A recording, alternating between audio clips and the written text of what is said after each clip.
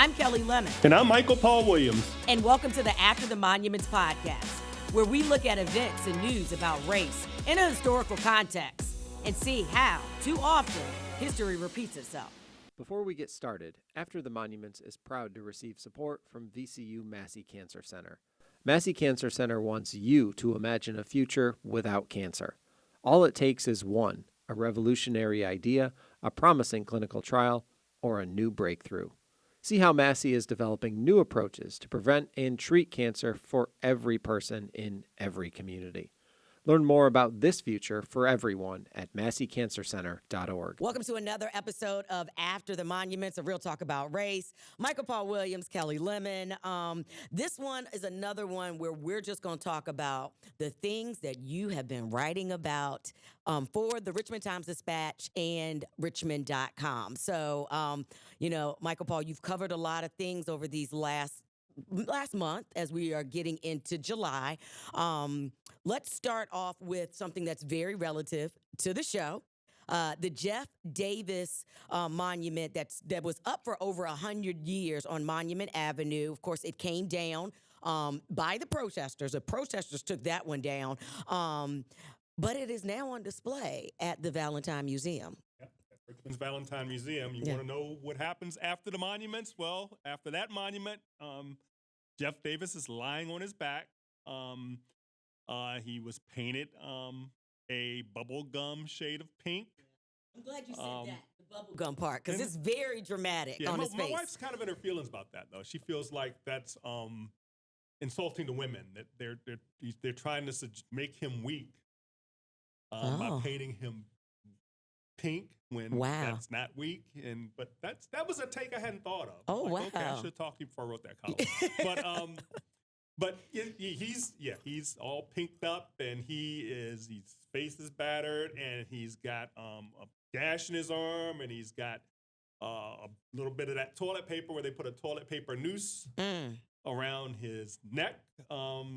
So he's pretty much the state where they found him after he was taken down. And the Valentine is having people come into the museum and have them record their feelings. What do you think? How does this make you feel to see the statue of Jefferson Davis laid low like this? And it's part of their kind of information gathering about where we go next. And also, this is a homecoming because the museum or the studio of one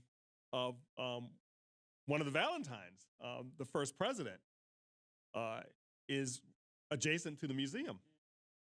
And they are trying to figure out, okay, how do we reinterpret the studio where Jefferson Davis was crafted, and all sorts of other figures. Many of them lost cause figures, and many of them Black people who are, let's say, presented in a caricatured light. So there's a lot to unpack. I would highly suggest people go down and take a look. For those that are listening to us all across the nation, the Valentine Museum is and was, and you could correct me, Michael Paul, the first museum to allow Black Richmonders to come and see exhibitions, and for free, right? Richmond Public School students started it? I believe so. I know I went to the Valentine as a child back in the 1960s. And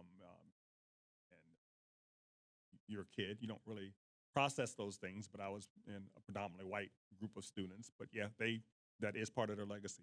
And they also were awarded a major grant along with the Black History Museum and two other artists that did projections that have been seen, all over the world from when they projected on to the Lee Monument. But again, these things are a shared story. Black History Museum has all the monuments. They were given all the monuments, right? Yeah, Jefferson Davis statues on loan from the Black History Museum. Yeah. So we're still figuring this out, but it's history. It's all history as far as I'm concerned. Let's go up or up 64 a little bit to Charlottesville, more so Montpelier, which was one of your other articles or columns that you wrote recently that you could find at richmond.com. Yeah, actually was at Monticello. Monticello. Okay, sorry. Look, both places have a Yeah, historic. there was a huge event. Went Marcellus and all sorts of very high-profile people, intellectuals, artists, historians, talking about descendants. And the event was called Ascendant. And it's about the rise of descendants and the voices of descendants at these sites, which are presidential homes, but also former plantations where people were enslaved, and how descendant voices are rising up. And most notably at Montpelier, 29 miles away in Orange County, where descendants now have parity on the board of the Montpelier Foundation after protracted fight. They got parity, and then it was walked back, and there was a big struggle, and but they won that struggle. And that's being looked at as a national model on how we do these things. As conflicted as we are about these plantations that were home to our founding fathers, these are ancestral homes for Black people on this continent for African Americans. And we are claiming our legacy there. And it's a fascinating thing to witness. And we were at Monticello, but all eyes and all voices were about Montpelier and what had happened there, and what happens next. Interesting. Are you gonna follow up? Oh yeah, Okay. We're all gonna be looking. The evolution of all of these sites. Michael Blakey, professor at William & Mary, said that he had 13, 14, 15 basically requests on his desk, to use the rubric that was used at Montpelier to create parity. They're from I think he said from New Hampshire, like down south. They're Mobile, Alabama. That they're places, historic sites that we want to do this too. So and again, Virginia's starting something. This is going to be a national trend. Speaking of Charlottesville, coming up on July 10th, celebrating. Is celebration the right word? Or recognizing, commemorating the anniversary of their first monument coming down. I know we haven't written about that, but again, Charlottesville and also what happened at UVA as well. There's an anniversary for that as well with the Unite the Right rally. Yeah, the white supremacist rally, that deadly white supremacist rally. Yeah. Or the aftermath of it anyway. And the fact that the nation basically had all eyes on Charlottesville. As a graduate of the University of Virginia, I hated that it happened there, but I also understood why it happened there. It also made me be able to defend why I went there because, again, we saw the racism there, but we also knew our place as Black students of UVA. We knew our history already, and we knew we built it. Yeah. And then for them to also acknowledge that. And what UVA is doing right now, Devon Henry is one of our gracious sponsors for this, but also he built the monument to the enslaved laborers at UVA, and it is just steps away from where those tiki torches were. Yeah. It's all part of our great American contradiction, embodied in Monticello. With Thomas Jefferson, who penned such eloquent words that, which he failed colossally to live up to. The University of Virginia, where these things are happening. But yes, let's face it, that rally was in Charlottesville for a reason, and University of Virginia graduates played a big role in bringing that hate to Charlottesville. So yeah, these are the contradictions that we continue to live with centuries later. Rolling into a little bit more controversy, but well, we had a great conversation with an author and a educator on our last podcast, Linda Villarosa, and we were talking about health disparities. And not only did we have her on the show, but then you followed up. Yeah, I mean, Linda's book, it's her fascinating book, just outlines how being Black is hazardous to your health. Being Black in America is hazardous to your health because of the chronic stress for how many centuries that is involved, and the stressors that are released that erode our health and well-being. And this plays out vividly in the disproportionate risk that Black women have in giving birth, 3 times more likely to die of pregnancy-related causes. And we have Linda on, and we talk about this, and then the story breaks in the Washington Post, in which Virginia's top public health official, Dr. Colin Green, is saying a lot of things, basically poo-pooing and dismissing, and saying, I want to see more research, although there's copious research already on these disparities, including the Black maternal disparity. And it's been a mess. And the governor tried to walk Colin Green back a bit, and people still aren't satisfied with it. If the top health official in Virginia is saying we need to start fresh on research about disparities that there is already tremendous research about that was presented to him, and he didn't want to hear it. If he is insulting and demeaning his Black employees, if he's calling gun violence a Democratic talking point, there is grave reason for concern about whether he's all in on the health of all Virginia citizens.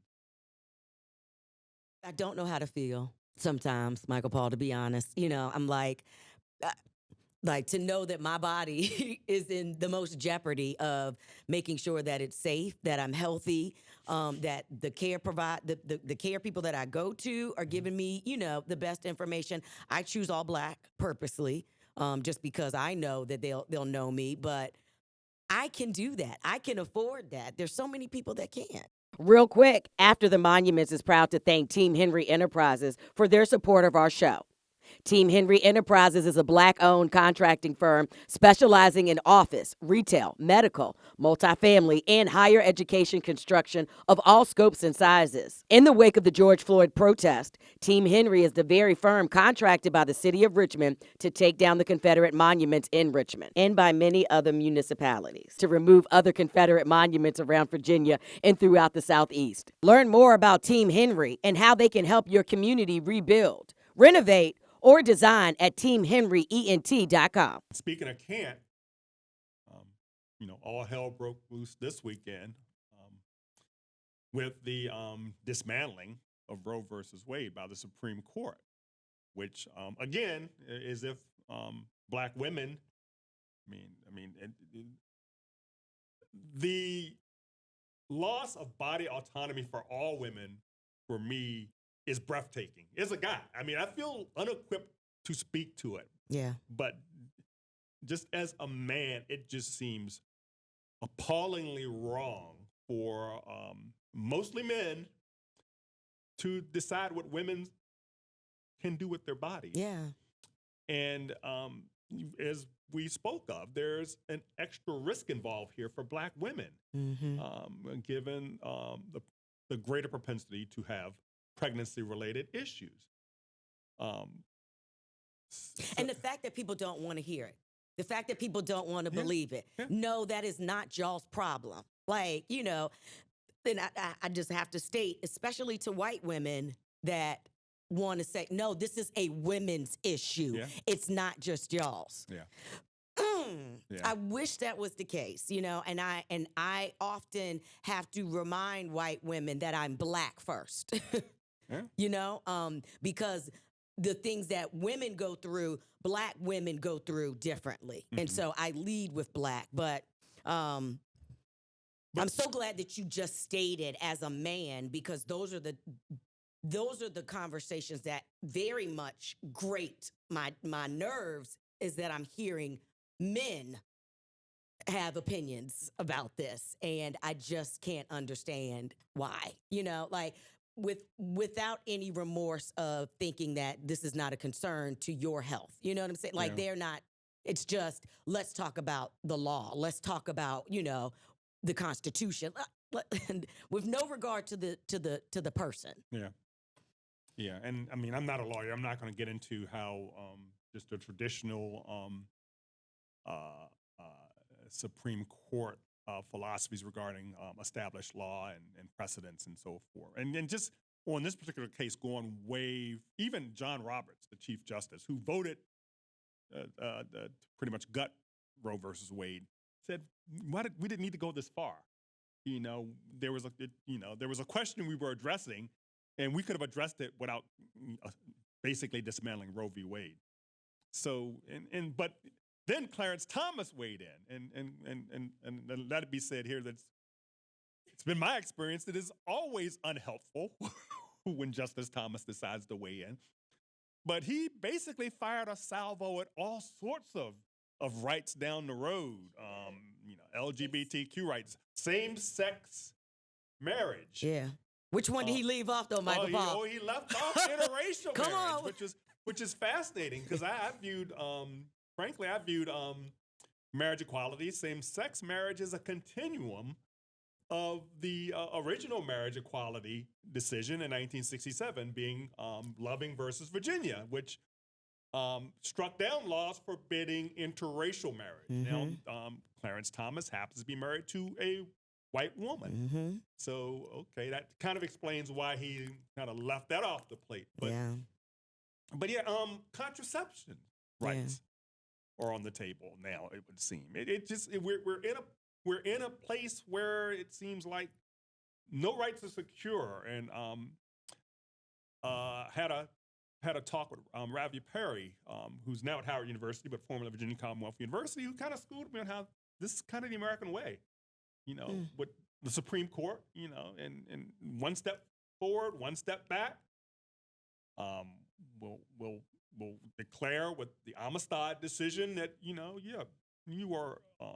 these Africans were unjustly enslaved, and they had a right to fight for their freedom. And then a few years later, Dred Scott, Black man has no rights that a white man is bound to, or white people are bound to respect. And we have the gains of Reconstruction gutted by selling out, and later, we have Plessy, and it's just part of this continuum that continues into the 21st century, where we move forward. We get the Voting Rights Act in 1965, and that gets gutted in the 21st century. So the lesson there is we always have to fight. The struggle continues. It's a I know, but So it's just exhausting. it's a condition of being Black in America. That's a condition of the planet. And there are all sorts of struggles going on. It's part of being human. And being human leaves no room for complacency. Mm-hmm. Unless you're at a point of privilege, but most of us aren't there. Yeah. And a positive note, as we get into your latest column that you can find at richmond.com, is on a national appointment to a Richmond native that we both know very well, but Dr. Seisha Joy Moon of the Jackson Project was named, and I don't want to get the title wrong, Director of Diversity and Inclusion for the House of Representatives. Diversity, Equity, and Inclusion. Okay. For the House of Representatives. Yes. So yeah, that was breaking news, actually. Breaking news story. On Monday. That I wrote up Monday. Yeah. She called you purposely to give you, not purposely, but she wanted to make sure that you knew, first and foremost, because you also broke another story of theirs, but the respect that the Moon family has for you and all that you've been able to give them. Yeah. Well, I mean, Dr. Moon and her sister, Anjali Moon, have done some stellar work, restorative work, advancing the preservation and restoration of Jackson Ward, one of the original Black Wall Streets, the Harlem of the South, whatever you want to call it, one of the early hubs of Black entrepreneurship after enslavement and after emancipation, rather. And they are doing brilliant work there. It's been recognized. It's been funded by the Millen Foundation, among other institutions. And she views this appointment in Congress by Nancy Pelosi, the House Speaker, as a continuation of that work on behalf of equity and inclusion. And good on her. Yeah. Good on her. That's a real feather in the cap for Richmond. And she is ardently, proudly Richmond. Proudly Richmond. I mean, every conversation she has, she brings up Richmond intentionally as a Black, gay woman. No one is better for that job. Yeah, she said she embodies it. She was born for born that to job. Do this. Yeah, born for that job. And we're very excited to see what work she does. With that. Yeah, I was telling Dr. Moon that it's great. I mean, that the pride she has in Richmond. I mean, Black people. She's not the first Black person to get elevated to a large post or do something tremendous from Richmond, Virginia. But the difference increasingly is that Richmond can claim, maybe a little bit of ownership here, and there's not that ambivalence we've had, say, in the case of an Arthur Ashe, who literally had to be chased, who was literally chased from his hometown by the lack of opportunity, and had to leave Richmond to become his best self. And he certainly at the end of his life, he was giving back to Richmond and always, from what I've read, always said Richmond will always be home to me. But it's a conflicted legacy. But for some of our best and brightest to continue to shine on the national stage is a wonderful thing to see. Yeah. And increasingly those talents are staying home and being allowed to prosper here. Now, people are going to leave because opportunity calls. You got to go where opportunity is. But the brain drain was not helpful for Richmond. Over the generations, and Richmond cannot afford to waste its Black talent. Yeah. Lastly, and I'm freestyling this. We just celebrated Juneteenth. That was our freedom. But we're getting into July, and July 4th is coming up. A lot of Black folks don't celebrate it anymore. That I know within my age group, because we now celebrate Juneteenth. We take the holiday though, which is kind of what you gonna do? Yeah. We just call it a Friends Day. It's our Friends Day. What do you think about that? What is your thought, or how are you now perceiving July 4th now that Black folks do have Juneteenth? Well, it's interesting. I've read that there's a certain mythology surrounding Juneteenth, even where it's been promoted as this idea that Black people in Texas didn't know they were free. Yeah. And at least one person who's followed this, and I think their other adherents are calling BS on that and saying, no, they knew. They, if their enslaver had access to, say, a newspaper, he knew what was going on. He knew the Civil War was over and that the Confederacy had lost. And come on. Yeah. There is some feeling that this is just yet another kind of narrative that makes Black people look clueless when they were certainly aware of their freedom. Now, the problem was not, this is the narrative that's come that's pushing back against the prevailing idea that they were told and they had no clue that they were free. This narrative says the ignorance of Black folks wasn't the problem. It was the resistance of the enslavers who knew but weren't willing to let them go. So it's maybe more complicated than this idea that's been pushed that, a bunch of Black folks in Texas just learned. Yeah. What we are also hearing is that they knew, and that the general from the Union, or who was sent down to give the word, was like, that was a message for the enslavers, not the enslaved. Like, yo, we're here. Yeah. It's over. Yeah. Those of you in the back, we didn't hear. No. Yeah, for the people in the back. This is enslavement is over. Yeah. White enslavers.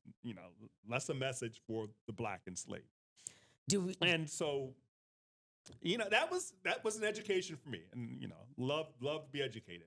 Do we need to look at the date to which, should we maybe celebrate the date that the Emancipation Proclamation was actually signed? And, again, there's all these dates out there, Look, I'm going to take a holiday. I'll take July 4th. And I don't know. I don't know how many Black people weren't ambivalent about July 4th.